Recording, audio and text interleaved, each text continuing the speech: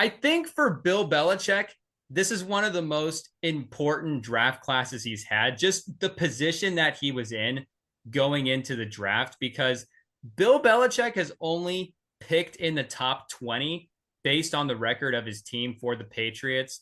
He's only picked in the top 21 time since 2003.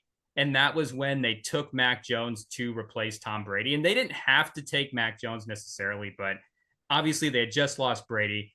They needed to replace the quarterback position. And Belichick's drafting has been really up and down this year, or the last like handful of years, the last decade. Belichick has been really hit and miss with some of these draft picks. And now he's in a position where going into the draft, he was number 14. Mac Jones still on the rookie deal, still set in stone as the starter for now. So he's kind of got the whole board at his disposal. The whole, like, any kind of thing he wants to do, he can just kind of do with building this team. They have a lot of needs they need to fill. And he trades back. They're at 17, and he gets Christian Gonzalez with their first round pick. I thought Christian Gonzalez was like a consensus top 10 guy, arguably the number one corner in the draft next to Witherspoon, but I guess the NFL didn't reflect that.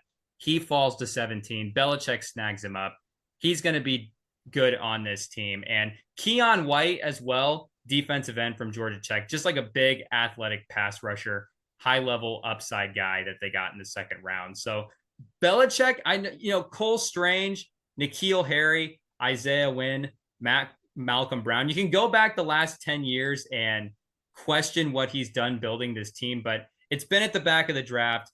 It's been later in the first round, and now he's playing with the whole field. He's at the top of the draft. He can get like a real blue chip guy. And I think at least for the top, for those first two picks, he turned in a strong performance. Christian Gonzalez and Keion White. I really like that. So I'm going Bill Belichick with my number 2 pick.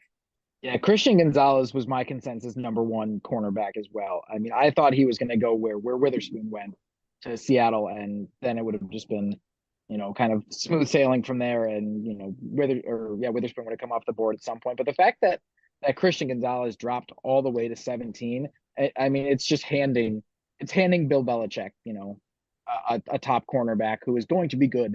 I mean, he was fantastic at Oregon, and it's going to translate into the NFL. There's been so many times that I look at the Patriots draft class, like you said last year with Cole Strange, and I'm like, well, that's a strange pick, unintended. Like, I was like, who the heck is Cole Strange? Yeah. No one had heard of him. But Bill Belichick does not miss, and he somehow figures it out. And I think the most interesting pick is their 6th round pick in LSU wide receiver, yep. Kayshon Boutte. I don't know what it is, but name an LSU receiver over the last 5 years that hasn't translated to the NFL. Okay. Fair. I'll wait. And I mean, Kayshon Boutte has been there with Jamar Chase and Justin Jefferson. I know, it's hard to not learn from those guys, even if you were only playing with them for a year and you were a redshirt freshman or something like that. Like, they were in the locker room with you. And I don't think Mac Jones is really going to elevate him at all, because I think Mac Jones is your run-of-the-mill average QB. Not bad.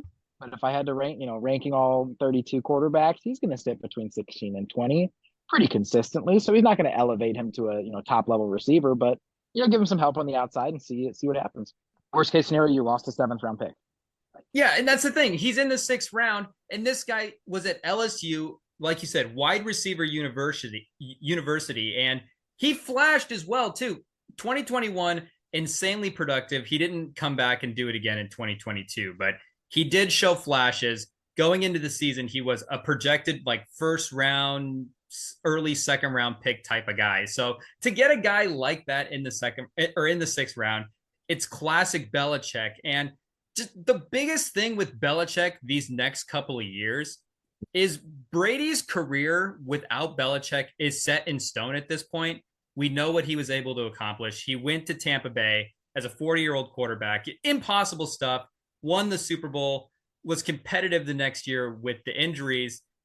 Belichick, with the drafting question marks, he hasn't really been able to push this team forward without Tom Brady. He hasn't been able to do it without him. And Louis Riddick said on the broadcast, I think it was day 2 or 3, that Belichick was like reconstructing the teams that he had in the Cleveland Browns. It's like, well, wait a second. What's going to happen if Belichick's career is him starting in Cleveland with these iffy teams, and then obviously greatest coach of all time with Tom Brady, but Brady leaves and he kind of goes back to the Cleveland Brown teams, and he's assembling the same kind of athletes, and the offenses aren't able to produce. It's just going to be a couple of important seasons here for Belichick to prove that I think he can maintain competitiveness in the league without Tom Brady, because Brady's legacy set in stone. We know what he's done, barring some crazy retiring. He's going to be in Fox, and Belichick's going to have a chance to change some of the revisionist history that's going to happen between these guys.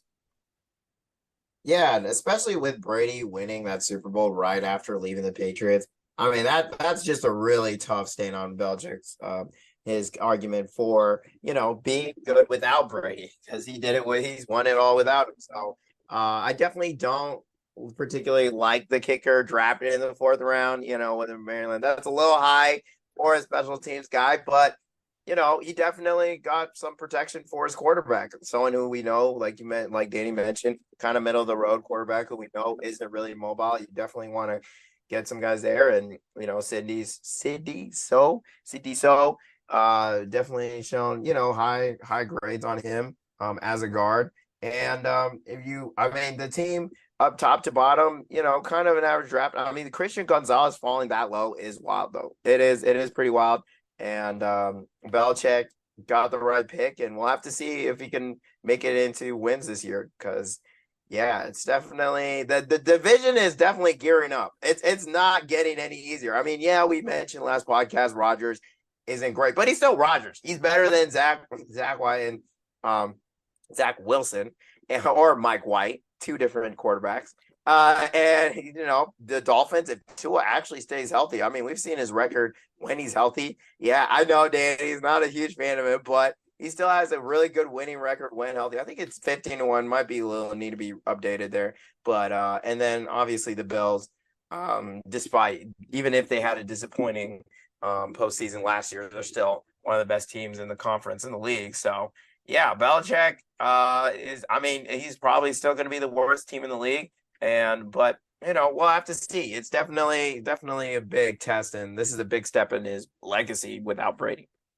Belichick, the 92, 93, 94 seasons in the Cleveland Browns, his three best years, he was 25 and 25. These last three seasons with the Patriots, he's 25 and 25. So we'll see what this draft class does for him. I think getting a blue chipper like Gonzalez is really going to help. A secondary guy too. Belichick just can coach up these guys, but important draft for Belichick. That's why they're my second pick.